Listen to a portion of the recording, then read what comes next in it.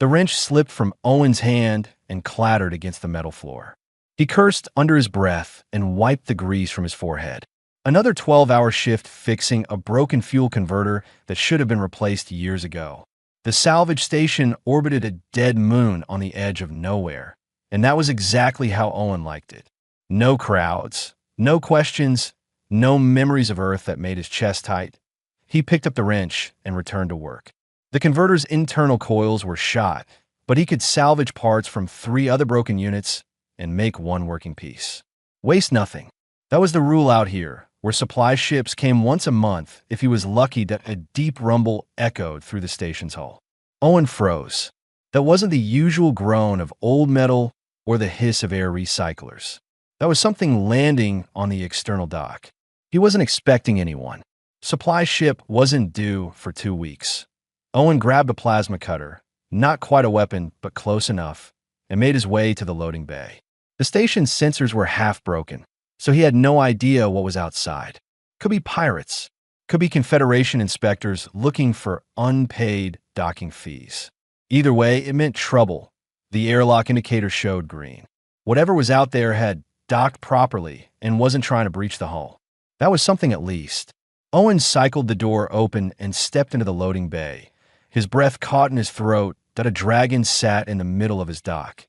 Not an Earth legend dragon, but close enough. The Draven were known across every system in the Confederation. Massive, scaled creatures with wings that could carry them through vacuum, claws that could tear through starship hulls, and a reputation for being the most dangerous predators in known space. They rarely traveled alone and never asked permission to land anywhere. This one looked wrong, though. Its scales were dull gray instead of the brilliant colors Owen had seen in database images. The creature was thin, ribs visible under its hide, and its movements were slow and uncertain. One wing hung at an odd angle. Not damaged but weak, the dragon's head swung toward Owen. Its eyes were golden and intelligent, filled with something Owen recognized from his own mirror on bad days. Desperation. You are the human who operates this station. The dragon's voice was deep but rough, like grinding stones. Owen kept the plasma cutter visible, but not pointed directly at his visitor. That's right. Owen Reeves. You got a name. I'm called Sol. The dragon shifted its weight, and Owen heard the scrape of claws on metal. I've come to ask if you have materials you do not need. Owen frowned. Materials? You mean ship parts? I've got plenty of scrap if you're looking to buy, but I don't take credit from the Outer Colonies Bank anymore. They fold too often. Sol's head lowered slightly. The dragon wouldn't meet Owen's eyes. Not ship parts. I mean metal. Scraps. Pieces you would throw away.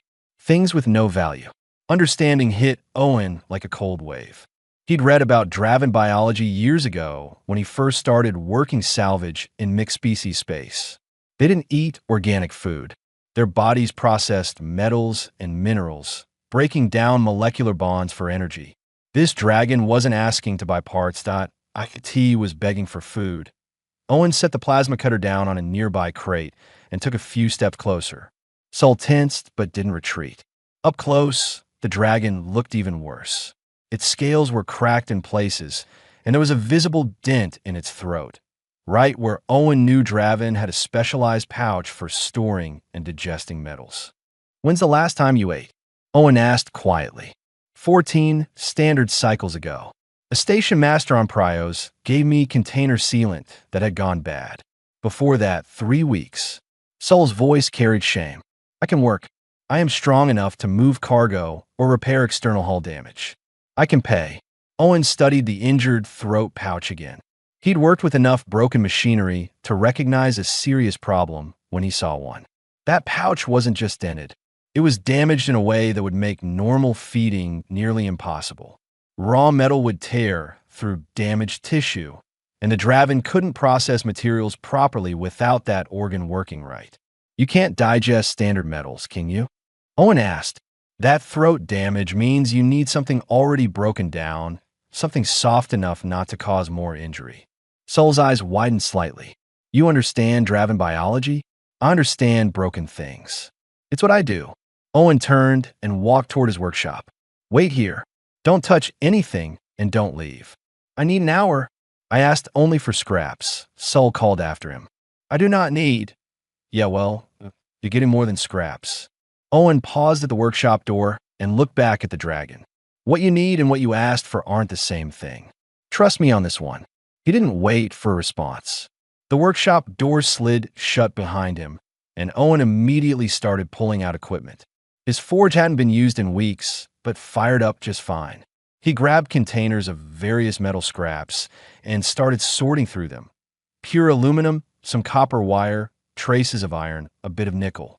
He needed metals that were nutritious for Draven biology, but soft enough for a damaged digestive system. Owen fired up his smelter and started melting down the materials in specific ratios.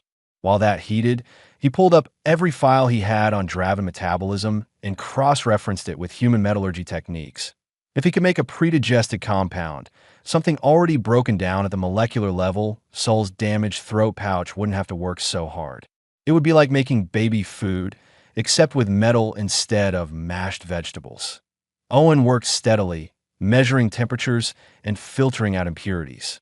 The compound needed to be smooth, easy to swallow, and nutritionally complete. He poured the molten mixture into molds to create small pellets and used a chemical bath to soften them further.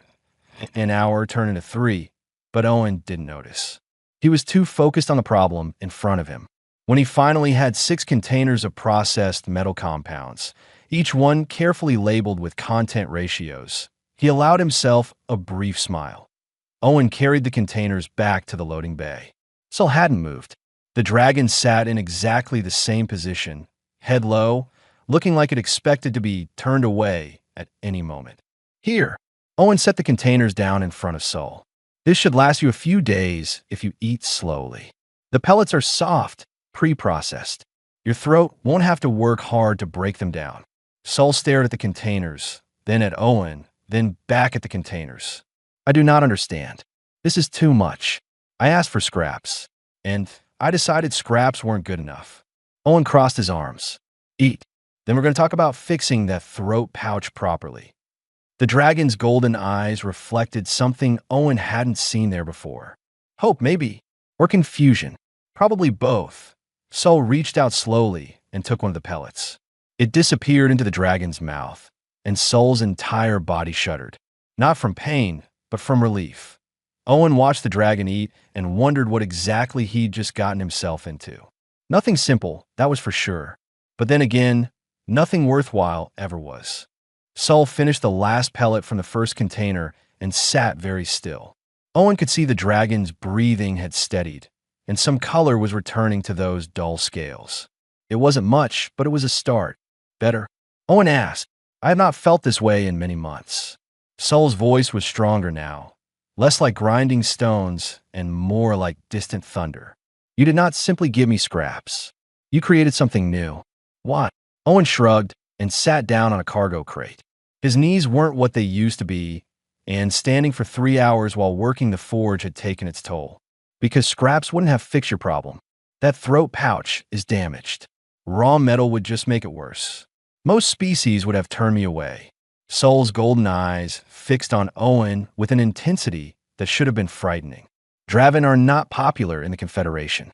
We are called monsters, predators, dangers to civilized space. You should fear me. Maybe I should. Owen pulled out a water bottle and took a long drink. But you came here asking for help, not making demands. You offer to work. That doesn't sound like a monster to me. That sounds like someone who's desperate and trying to survive. Sol's head tilted slightly. You are a strange human, so I've been told. Owen set the water bottle aside. How'd you get that throat injury anyway? That's not the kind of damage that happens by accident. The dragon was quiet for a long moment. When Sol finally spoke, the words came slowly, like they hurt to say out loud. Challenge fight. I was part of the Broken Claw clan. Another young Draven challenged me for position. I lost. The injury came from his claws. Owen had heard about Draven clan structure. They were territorial, hierarchical, and brutal to their own kind. Strength was everything in their culture, and they exiled you for losing. I was weak. Weak Dravens serve no purpose in a clan. They drain resources and provide nothing in return. Sol's voice carried no anger, only resignation. The clan leader declared me exiled. I was given 1 day to leave Draven space. If I ever returned, I would be killed on sight. That's harsh. That is our way. It has always been our way. Sol looked down at the empty containers. I've been drifting between stations for half a solar cycle. Most station masters give me nothing. Some throw scraps like I am an animal. One tried to capture me to sell to a zoo. You are the first to treat me as a thinking being. Owen stood up and walked closer to Sol. The dragon tensed but didn't pull away. Owen pointed at the throat pouch. Let me look at that injury. Sol hesitated, then lowered his head to give Owen better access. The damaged area was worse than Owen had initially thought. The scales around the pouch were cracked and discolored. The tissue underneath was swollen. He'd need specialized tools to fix this, and even then, it would take time. This needs proper treatment, Owen said. I can rig up some equipment to help it heal, but you need to stay here for a few weeks at least. Maybe longer. I have no currency to pay you. Didn't ask for payment. Owen stepped back and met Sol's eyes. Here's what I'm offering. You stay at this station. Help me with the work. There's always cargo to move and external repairs that need doing. I'll make sure you're fed properly and work on fixing that throat pouch. When you're healed, if you want to leave, you leave. No debts, no obligations. Sol's entire body had gone very still. Why would you do this? I am nothing to you. I cannot offer you anything of value. Owen thought about that question. He thought about his daughter, sick for years before she died. He thought about his community on Earth, neighbors and friends who helped pay medical bills and brought food when his family couldn't afford it. He thought about the mining accident that took his wife and the support group that kept him alive in the months after. On Earth, things were hard, Owen said quietly. Gravity twice what most species consider comfortable, whether that could kill you in a dozen different ways. Diseases and disasters, and every kind of danger you could imagine. Oman surviva amwai. You know how? Sol shook his head. We helped each other. We took care of the weak and the sick and the injured because we understood something important. Any one of us could be weak someday. Any one of us might need help. Owen gestured at the station around them. Maybe I'm strong today and you're weak. Tomorrow those positions could reverse. What matters is that we help when we can. That is not how Draven think. I'm not Draven. Owen smiled slightly. I'm human, and humans are good at one thing above everything else. We're good at being stubborn about helping people, even when it doesn't make logical sense. Sol was quiet for a long time. The station's air recyclers hummed in the background. Somewhere deep in the structure, metal groaned as temperature differentials caused expansion and contraction.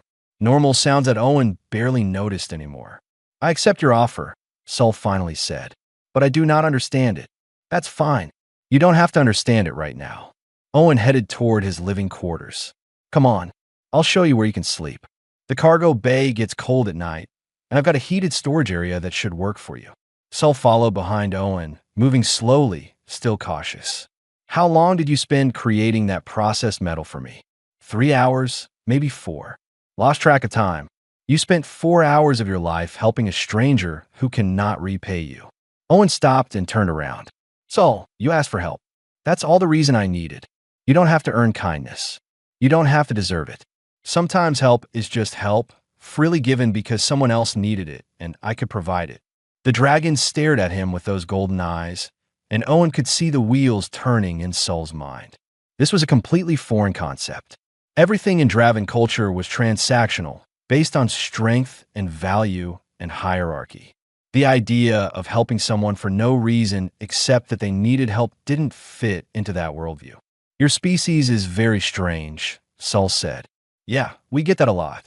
Owen continued walking. You'll get used to it. Behind him, Sol followed, and for the first time in months, the dragon didn't feel quite so alone. The station was quiet and the work would be hard, but there was food and safety and something Sol had never experienced before. There was someone who cared what happened next, even though they had no reason to care. That was the strangest and most wonderful thing of all. 17 days passed before the Confederation inspector arrived. Owen had almost forgotten what it was like to have visitors. Sol had settled into a routine at the station, and they developed an efficient system for getting work done. The dragon's strength was incredible even in his weakened state. Sol could move cargo containers that would have taken Owen hours with a loading mech. External repairs that required Owen to suit up and spend half a day working in vacuum took Sol less than an hour. The dragon's body could handle radiation and extreme temperatures that would kill most species. In return, Owen prepared Sol's meals 3 times a day. He'd refined the metal compound formula, adding trace elements that helped with scale regeneration and tissue repair. He'd also built a therapeutic brace for Sol's throat pouch, a carefully designed piece of equipment that supported the damaged tissue while it healed. The scales around Sol's throat had gone from dull gray to a deep bronze color. The dragon was gaining weight, moving with more confidence, and his wing no longer hung at that odd angle. Owen checked the throat pouch every few days, tracking the healing progress with the same attention he gave to complex machinery repairs. They were in the middle of inventory when the inspector ship-docked. Owen saw it on his sensors and swore under his breath. "Problem?" Sol asked. The dragon was cataloging a shipment of salvage power cores, his claws moving with surprising delicacy. "Confederation inspector. Probably hear about the complaint." Owen had received a notice 2 weeks ago. Someone had reported that he was harboring a dangerous predator species without proper containment. He'd ignored it, hoping it would go away. Apparently not. The inspector was an insectoid alien named Chitrus, all clicking mandibles and compound eyes that reflected light in unsettling ways. 2 security drones floated behind him, weapons not quite pointed at anything, but ready to be. "Owen Reeves." Chitrus's voice came through a translator box that made everything sound like static. "I am here to investigate reports of illegal containment of a Draven specimen." Sol's not a specimen. He's an employee. Owen crossed his arms. Got his work permit filed properly and everything. Chitrus's antennae twitched. The Draven species is classified as potentially hazardous. Special permits are required for cohabitation with other species. You have no such permits on file. Sol emerged from the storage area, and both security drones immediately went active, targeting lasers painting red dots on the dragon's chest. "Sulfrose. Tell your machines to stand down," Owen said coldly. "He's not a threat. That is not for you to determine." Chitrus moved closer to Sol, his multiple legs clicking on the metal floor. "This specimen appears malnourished and injured. Are you aware that abuse of sentient beings carries serious penalties?" "Abuse." Owen's voice rose. "I've been feeding him and treating his injuries. Look at him. He's healthier now than when he arrived." Kitros circled sulsloli. The dragon stood very still, head lowered in a submissive posture that made Owen's chest tight. This was exactly the kind of treatment that had broken Sol in the first place, being examined like a thing instead of a person. "The throat pouch shows signs of previous trauma," Chitrus noted. "How did this damage occur?" "Before he came here," Owen answered. "I've been repairing it. You are not a licensed medical practitioner. I'm a mechanic, and bodies are just complicated machines." Owen pulled up his datapad and showed Chitrus the healing progress reports. "Look at the scans. The tissue is regenerating properly. Another few weeks, and he'll be completely healed." Chitrus studied the data for a long time. His antennae kept twitching in patterns Owen couldn't interpret. Finally, the inspector looked at Sol directly. "Do you wish to remain at this station?" Sol's golden eyes flicked to Owen, then back to Chitrus. "Yes. Owen has shown me kindness I did not expect to find anywhere in the Confederation. I am safer here than I have been anywhere else." "Kindness." Chitrus made a sound that might have been a laugh or might have been disgust. "Humans and their sentiment. Very well. The documentation appears to be in order, and I find no evidence of abuse or illegal containment. However," Owen didn't like that "however." "You should be aware that harboring an exiled Draven may bring unwanted attention," Chitrus continued. "Draven clans have long memories and do not appreciate those who give shelter to their rejects. If his former clan discovers his location, they may come seeking what they consider justice." Sol's entire body tensed. Owen saw fear flash across the dragon's face, quickly hidden but unmistakable. "Let them come," Owen said. "This is my station. Sol stays as long as he wants to stay." Chitrus's compound eyes fixed on Owen. Your species' tendency towards self-sacrifice is well documented. Try not to become a cautionary tale, Mr. Reeves. The inspector left with his security drones. The station felt very quiet after they were gone. Owen found Sol in the storage area, sitting among the cargo containers with his head low. They will come, Sol said quietly. Chitrus was right. If my clan learns I survived, they will come to finish what they started. I should leave before I bring danger to you. Owen sat down next to the dragon. It was a strange feeling, sitting beside a creature that could probably tear him apart without much effort. But he never felt afraid of Sol, not even that first day. When I was younger, my daughter got sick, Owen said. Really sick. The kind where doctors tell you to prepare for the worst. She needed treatments we couldn't afford. I was ready to sell everything, go into debt for the rest of my life, whatever it took. Sol turned his head to listen. The community stepped in. Neighbors, friends, even people we barely knew. They raised money, brought food, helped with medical transport. Some of them put themselves in financial trouble to help us. Owen's voice was steady, but the memories still hurt. She lived for 3 more years because of that help. 3 good years where she wasn't in pain, where she could be a kid. What happened to her? She died anyway. Sometimes that's how it works. Owen met Sol's eyes. But those 3 years mattered. And the people who helped us never asked for anything in return. They just helped because they could. I do not want you to die because of me. I don't plan to die. But if your clan shows up, we'll deal with it together. Owen stood and stretched. You're not alone anymore, Sol. That's the whole point. Humans are terrible at leaving people behind once we decide they're worth helping. Sol was quiet for a moment. Then the dragon made a sound that might have been a laugh or might have been a sob. Your species is insane. Probably. Owen smiled. But we're stubborn about it, and that counts for something. They went back to work, inventory still needed to be finished, but something had shifted. Sol moved differently now, with purpose instead of just obedience.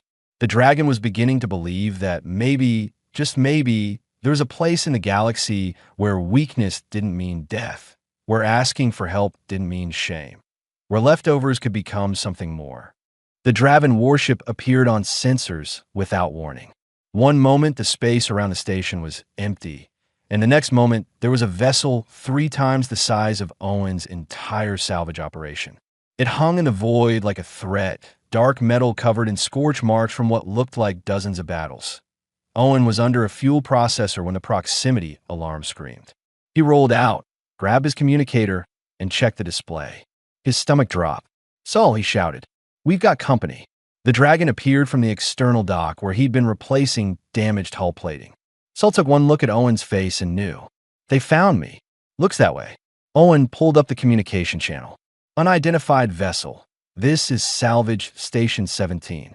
State your business. The response came in a voice that made Sol physically flinch. Deep, ancient, and carrying the weight of absolute authority. This is Vrask of the Broken Claw clan. We seek one called Sol, who is exiled from our territory. Sensors indicate a Draven presence on your station. Surrender the exile, human. Owen looked at Sol. The dragon had gone very still, scales pale again, like all the healing of the past weeks had reversed in an instant. That's your former clan leader? Vrask himself. Sol's voice was barely a whisper. I do not think you would come personally. They must consider my survival a serious insult. Too bad. You're staying here. Owen keyed the communicator again. Negative on that request. Sol is under my protection as an employee of this station. You have no jurisdiction here. There was a long pause. Then Vrask spoke again, and Owen could hear the surprise in that deep voice. You refuse to surrender and exile Draven? You understand what we are, human? What we can do to your small station? I understand you're trespassing. Leave now, or I'll file a complaint with Confederation authorities. Vrask laughed. It was not a pleasant sound. You have courage, small one. Misplaced, but courage nonetheless. We will dock. You will grant us entry. We will discuss this matter face to face. The communication cut off. Owen watched as the warship maneuvered toward his docking port. For massive shapes were visible through the viewport, moving through the ship's corridors. Owen, please. Sol's voice cracked. Do not do this. Vrask will kill you just to prove a point. Draven do not tolerate defiance, especially not from what they consider prey species. Then I guess he's in for a surprise.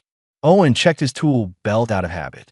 Not that a plasma cutter would do much against 4 full-grown Draven, but it made him feel better. Stay behind me. Let me talk first. That is insane.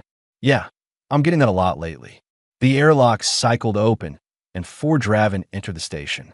Owen had thought Sol was large. These creatures made Sol look small. They were easily twice his size, covered in scales that shimmered with deep reds and golds, moving with the confidence of apex predators who'd never met anything that could threaten them. Vrask was in front, and Owen could see immediately that this was a creature who'd lived through countless battles. Scars crisscrossed his scales, and one I was a milky white from old damage. But the other I was sharp and intelligent, fixed on Owen with an intensity that made his survival instinct scream at him to run. You are the human who shelters our exile. Vrask's voice filled the loading bay. Owen Reeves. Insol's not your anything anymore. You exiled him, remember? Owen planted his feet and crossed his arms. He had to tilt his head back to look Vrask in the eye, which probably ruined the effect, but he did his best. Vrask moved closer. Each step made the deck plates shake slightly. Exile means we cast him out to die. It does not mean he is free to live. By surviving, by thriving under your care, he insults the judgment of the clan. This cannot stand. That's the dumbest thing I've ever heard. And I once met a guy who tried to run a starship on cooking oil. One of the other Draven growled, a sound that vibrated through Owen's chest. Vrask held up a clawed hand, and the sound stopped. You dare insult Draven law. Vrask leaned down until his massive head was level with Owen's. By what right do you interfere in our affairs? By the right that Sol chose to stay here, and this is my station. Owen didn't back up, even though every nerve in his body was screaming at him to move. You want him, you go through me. Sol pushed forward, panic clear in his voice. Oben, no. Vrask, please, I will come with you. Do not harm him. He does not understand our ways. On the contrary, Vrask straightened up, studying Owen with that one good eye. I think he understands perfectly. He simply does not care. How refreshing. The clan leader began to circle Owen slowly. The other 3 Draven spread out, surrounding them. Owen turned to keep Vrask in sight, aware that this was a very bad position to be in. You are not afraid, Vrask observed. You should be. I could end you with one strike. Your weapons are useless against us. Your station offers no defense. Yet you stand between me and my prey. He's not prey. He's a person who asked for help. Owen's hand moved toward the plasma cutter on his belt, not threatening, but ready. And I don't care how big you are or how many teeth you have. You're not taking him. Vrask stopped moving. The loading bay was silent except for the hum of life support systems. The tension was thick enough to cut. Then Vrask did something unexpected. He laughed, a deep booming sound that echoed off the walls. I have not seen such foolish bravery in decades, Vrask said. Very well, human. I offer you a challenge. Prove to me that Sol has value despite his weakness, and I will consider leaving him in your care. Fail, and I take both of you. Your defiance has earned you the right to try. Owen's mind raced. A challenge from a Draven clan leader. This could be anything from a fight to the death to some kind of ritual contest. But it was better than being torn apart immediately. What kind of challenge? My warship has a damaged quantum core regulator. My engineers cannot repair it. We have been stranded in this sector for weeks, unable to jump to hyperspace. Vrask's eye gleamed. You and Sol will repair it within 1 day.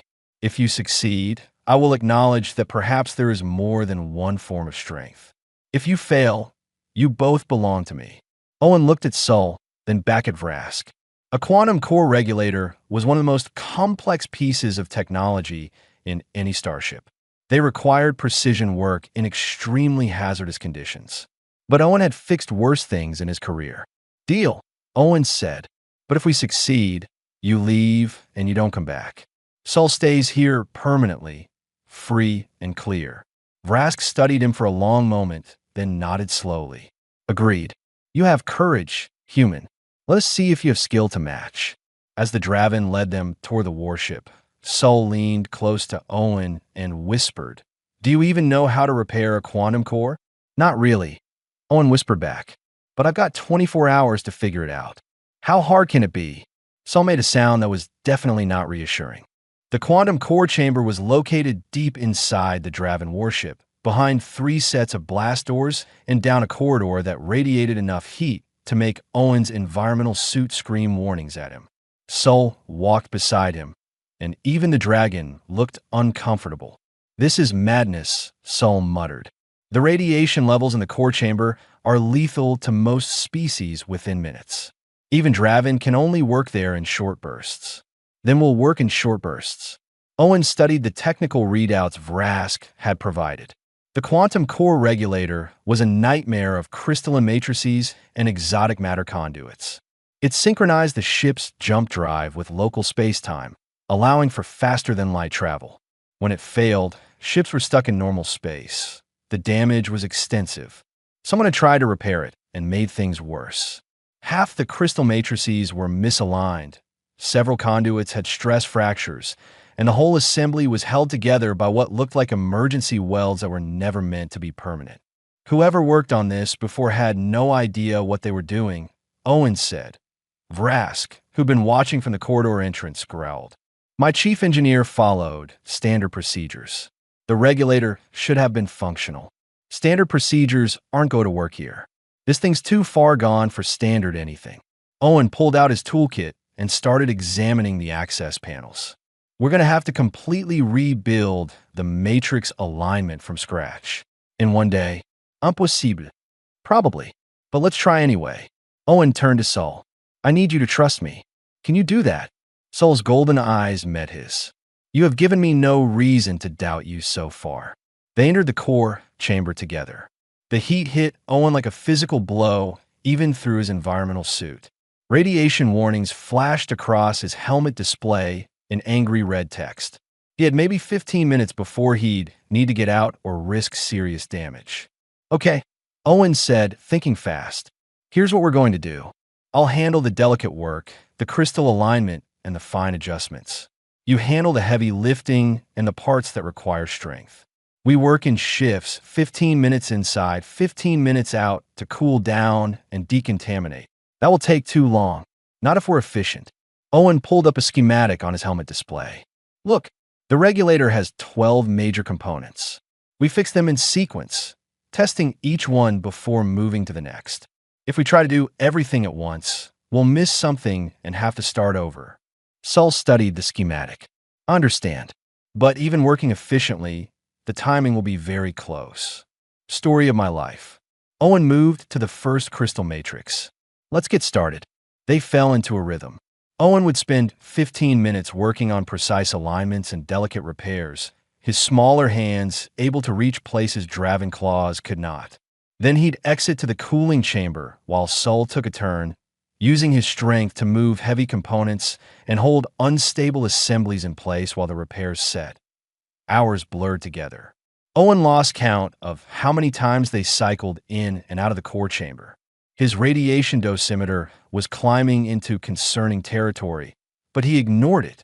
They were making progress. The key moment came when they reached the 7th component. The exotic matter conduit had a stress fracture that couldn't be repaired with standard materials. Owen stared at it, exhausted and running out of time, trying to figure out what to do. "We do not have the parts to fix this," Sol said quietly. "The fracture requires a replacement conduit, and this ship does not carry spares." Owen's mind raced. Then he remembered something from his salvage work. Exotic matter conduits were rare, but the principles behind them weren't that different from certain types of power transfer systems. If he could adapt something else to serve the same purpose. "Wait here," Owen said. He ran back to his station and grabbed several components from his salvage inventory. Parts that were never meant to work together, pieces from different manufacturers and different technologies. But if he could bridge them properly, create a hybrid system. Back in the core chamber, Owen worked faster than he'd ever worked before. He cannibalized 3 different systems, taking the best parts from each. He used his plasma cutter to reshape metal, His welder to fuse connections that should never have been fused, and every trick he'd learned in 20 years of making broken things work. Sol watched in fascination. This should not function. Lots of things shouldn't function, but do anyway. Owen made the final connection and stepped back. Test it. Sol activated the component. For a moment, nothing happened. Then, the hybrid conduit began to glow with the characteristic shimmer of properly flowing exotic matter. It was working. They moved through the remaining components with renewed energy. Owen's radiation exposure was now well into the red zone, and he could feel the exhaustion in every cell of his body. But they were so close. With 1 hour remaining on their deadline, Owen made the final adjustment to the 12th crystal matrix. He stepped back and looked at Sol. That's it. That's everything. Powered up. Sol activated the quantum core regulator. The chamber filled with a low humming sound as the system came online. Status indicators throughout the core turned from red to amber to green. The regulator was running at 93% efficiency, well within acceptable parameters for jump drive operation. They'd done it. Owen and Sol stumbled out of the core chamber. Vrask was waiting in the corridor, his scarred face unreadable. He moved to a control panel and ran his own diagnostic tests. The silence stretched out. Owen's legs were shaking from exhaustion and radiation exposure. Beside him, Sol looked ready to collapse. Finally, Vrask turned to face them. The quantum core is functional. You have restored my ship's jump capability. The clan leader's voice carried something that might have been respect. In all my years, I have never seen such a repair performed so quickly. So we pass your test? Owen asked, swaying slightly on his feet. You did more than pass. You proved that strength comes in forms we Draven have forgotten to value. Vrask looked at Sol directly. Your exile showed weakness. But perhaps we were wrong about what weakness means. Sol straightened despite his exhaustion. The clan's judgment was final. I accepted that. The clan's judgment was made in ignorance. Vrask gestured at the repaired core chamber. You could not win a physical challenge, but you have demonstrated abilities that no warrior in our clan possesses. Abilities that we desperately need. Owen felt like he was missing something. What are you saying? I am saying that the Draven are dying. Vrask's voice was heavy with a burden Owen couldn't fully understand. We are proud, strong, and increasingly irrelevant in a galaxy that values cooperation over conquest. Our birth rates decline. Our young leave seeking different lives. We cling to old ways that no longer serve us. The old Draven looked at Owen with his one good eye. How do humans thrive when you are so physically weak compared to most species? Owen thought about that question. We're not weak when we're together. We protect each other. We value different kinds of strength, not just physical power. And we help people who need help because any one of us might need help someday. Vrask nodded slowly. This is what we have lost. This is why we fail. He turned back to Sol. Return to the clan if you wish. Or stay here. Either way, you're no longer exiled. You're no longer weak in my eyes. Sol looked stunned. I did not understand. Neither do I fully. But I am wise enough to recognize that understanding is the first step toward change. Vrask started walking toward the airlock. The Draven must evolve, or we will become extinct. Perhaps a human mechanic and an exiled dragon can teach us how. 3 months after the Draven warship departed, Owen stood in what used to be his quiet loading bay and watched chaos unfold. 2 young Draven were arguing about the proper way to sort salvage components while a 4-armed Grell mechanic tried to explain inventory systems to both of them. In the corner, Sol was teaching a nervous Quill engineer how to work in high-radiation environments. The station had changed. Word spread quickly in the frontier sectors about a human who'd stood up to a Draven clan and won through cleverness instead of force. About a place where species that didn't fit elsewhere could find work and safety. They came in pairs at first. A Draven named Ren, young and uncertain, sent by Vrask to learn what he called the human way. A Quill engineer who'd been fired from 3 jobs for being too slow. An elderly Grell whose reflexes weren't fast enough for factory work anymore. Owen had said yes to all of them. His small salvage station was becoming something else entirely. Something he hadn't planned but couldn't bring himself to stop. Owen, sulla prost. Kering a shipping manifest. The dragon was magnificent now, fully healed and grown. His scales shimmered bronze in the station's lights, and he moved with confidence that had nothing to do with physical strength. We have another ship requesting docking permission. They say they heard this is a place that gives second chances. What species? Human, actually. Says he's a former pilot who lost his license due to medical issues. The Confederation grounded him, and no one will hire him for other work. Owen sighed. His station only had so much space and so many resources. Every logical part of his brain said he was already at capacity. But he thought about himself years ago, adrift and broken after losing his family, finding purpose again in this quiet corner of space. Tell him he can dock. We'll figure something out. Sol's golden eyes reflected something that looked like pride. You always say yes. Not always, but usually. Owen watched Ren and the other young Draven finally agree on a sorting system, their voices carrying less anger and more collaboration. How's Ren doing? Better. She struggles with the concept that weakness is not shameful, but she is learning. Sulpauzid. Vrask sent another message. He wants to send 2 more young Draven next month. He says the clan is changing slowly, but it is changing. That's good.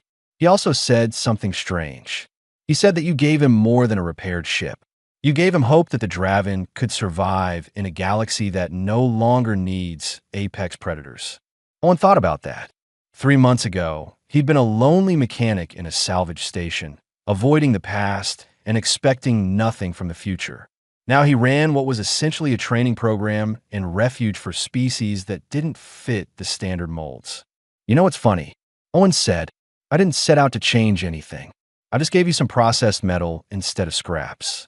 You gave me dignity, Sol corrected gently. You gave me a chance when the entire galaxy had decided I had no value. That is what changed everything. The communications system chimed. Owen's old friend from the supply depot, a human woman named Patricia, appeared on the screen. Owen, you busy? Always. What's up? Got a situation here. 3 refugees, mixed species. They were working on a mining colony that went bankrupt. No money, no prospects, nowhere to go.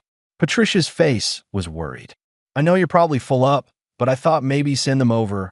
Owen interrupted. We'll make room. Patricia smiled. You're going to end up running a full settlement if you keep this up. Don't remind me. Owen closed the communication channel and looked at Sol. I'm going to need more living space built. Think Ren and the others can handle external construction. With proper supervision, yes. Sol tilted his head. Owen, can I ask you something? Sure. Why do you keep saying yes? You could turn people away. You have no obligation to help everyone who asks. Owen was quiet for a moment, thinking about his daughter and his wife and the community on Earth that had given his family everything when they had nothing.